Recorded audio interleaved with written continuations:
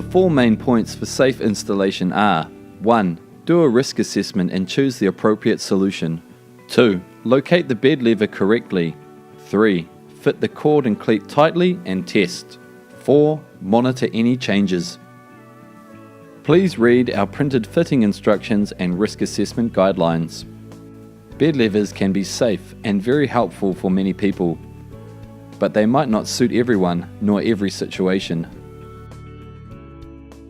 For these reasons, a risk assessment should be done and recorded before a bed lever is chosen and fitted. This loop design is designed to resist head traps, while still allowing safe movement of your hands within the gaps.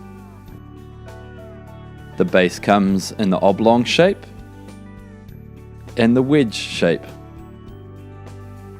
Both have a cord and cleat fixing. The parts are handle, handle plate, base, cleat, cord and block. Warning label, model code label. Our fitting instructions include a risk assessment guideline on page 2. This sheet should be left on site for later reference. The best location for the handle is about 1/3 of the way down the bed. Do not place the handle by the pillow. You want to avoid a situation where a person's head might roll down and become smothered in the gap between the soft edge of the pillow and the handle. Soft mattress edges can also present a similar risk.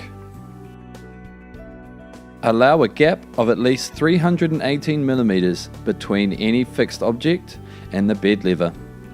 This is a nominal measurement which should be wide enough to allow the release of the user's chest.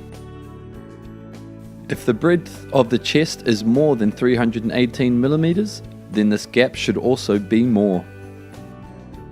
Place the bed lever about 1/3 of the way down the bed. The handle should be located so it is within easy reach when laying or sitting on the edge of the bed.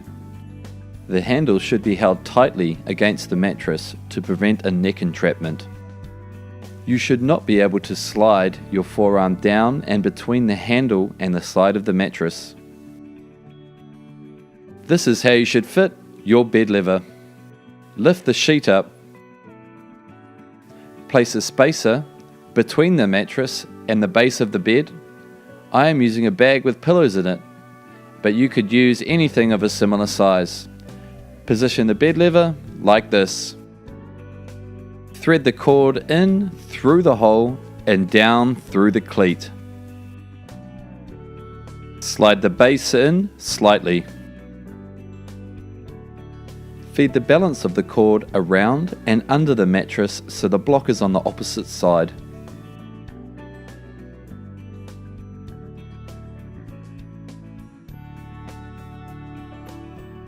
Pull on the cord until the handle is hard against the mattress.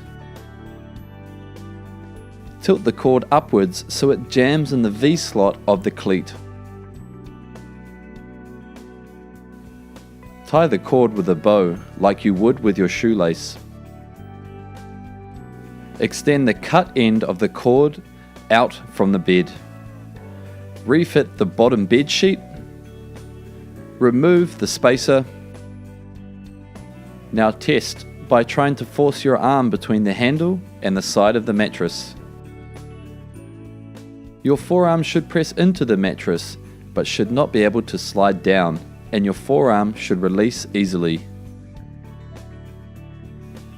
I assume your forearm is 60 mm or less in diameter, as this is a good guide to simulate resistance to neck traps.